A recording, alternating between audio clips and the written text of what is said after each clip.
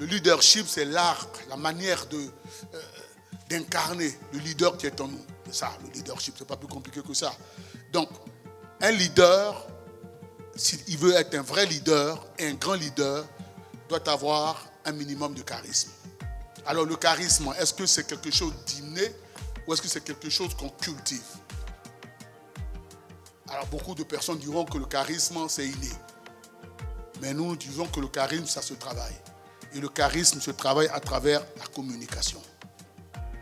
Donc, leadership, charisme et communication. Et communication, ici, je veux le tourner vers la communication politique. Parce que la communication peut être scientifique. Elle peut être l'enseignement, c'est la communication. On peut tout faire en communication. Mais là, on va le cibler sur la communication politique. Parce que, alors, comme je le dis, je le pense, qu'en matière de communication, tout est objectif. Celui qui parle bien n'est pas forcément un grand communicateur. Le leadership, on a coutume de dire que le leadership est emprunté à l'anglais. Le leadership définit la capacité d'un individu à mener ou à conduire d'autres individus ou organisations dans le but d'atteindre certains objectifs. On dira alors qu'un leader est quelqu'un qui est capable de guider, d'influencer et d'inspirer. Donc le leader, il va guider, il va influencer. Aujourd'hui, on dira c'est un influenceur. J'aime bien le thème. Vous voyez bien quand vous prenez tous les enfants qui sont sur les réseaux sociaux, qui ont 100 000, 200, 300 000 bonhommes qui les suivent, que vous le voulez ou pas. Ce ne sont pas des leaders politiques, mais dans leur genre, ce sont des leaders. Alors, pourquoi j'ai choisi la méthode où on va interagir ensemble?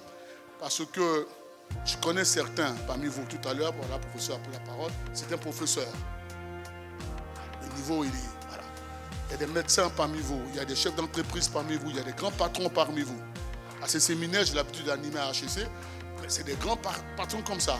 Tu n'as pas venu leur raconter des bêtises, c'est leur vécu. C'est-à-dire que tu fais émerger en eux ce qu'il y a en eux. Et je sais que ces choses-là, vous avez déjà entendu. Moi, mon rôle, mon but que je m'assigne, c'est simplement de titiller en vous quelque chose qui dort pour que vous preniez conscience du leader que vous allez être, que vous êtes.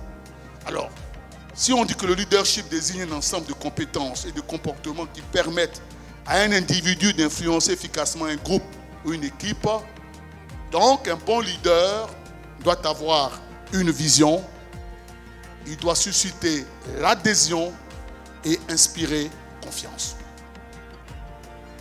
Vision. Celui qui n'a pas de vision ne peut pas être leader.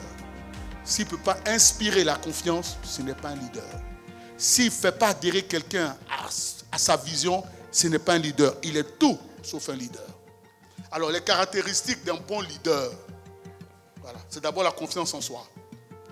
Un leader doit avoir une forte confiance en ses capacités pour inspirer les autres. Si vous-même, vous n'avez pas confiance en vous, ce n'est même pas la peine de penser que vous pouvez être un leader. Vous voyez?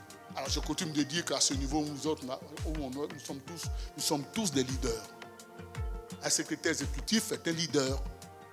Voilà. Un SE, un représentant est un leader parce qu'il influence un groupe, parce qu'il influence des jeunes. Un président des jeunes est un leader.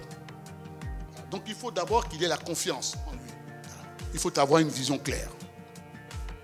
Donc le leader doit être capable de définir et de communiquer, le mot est lâché, de communiquer une vision claire qui motive son équipe. Le mot est lâché. Vision. Il y a des grands leaders qui n'ont pas de vision. Vous voyez, vous prenez tout à l'heure, je vous ai dit, les enfants qui sont sur Internet, c'est des grands leaders. Parce qu'ils motivent, ils influencent les gens. Mais ce sont vraiment des grands leaders. Parce qu'ils n'ont pas de vision. Eux, ça les amuse, etc. Ils n'ont pas d'objectif précis. Ils ne cherchent pas un pouvoir, ils ne cherchent pas à diriger une entreprise.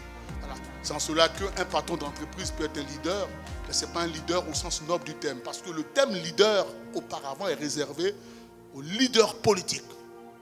C'est après qu'on prend les chefs d'entreprise. Un gestionnaire d'entreprise, il peut penser qu'il est un leader en thème, parce qu'il a un groupe.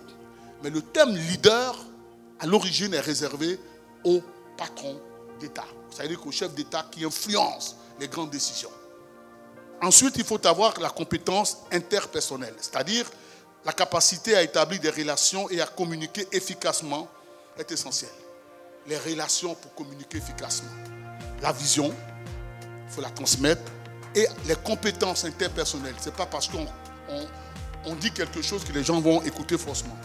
Et puis le leader doit avoir en lui, le quatrième point, une dose de prise de décision. Un leader doit être capable de prendre des décisions éclairées, souvent sous pression. Souvent sous pression.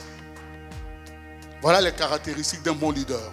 Confiance en soi, vision claire, compétences interpersonnelles, prise de décision. Est-ce qu'à ce niveau de mon analyse, de mon développement, est-ce qu'il y a des questions? Il y a des questionnements qui vous trottent la tête. Est-ce qu'il y a des espaces d'ombre pour que je fasse la lumière?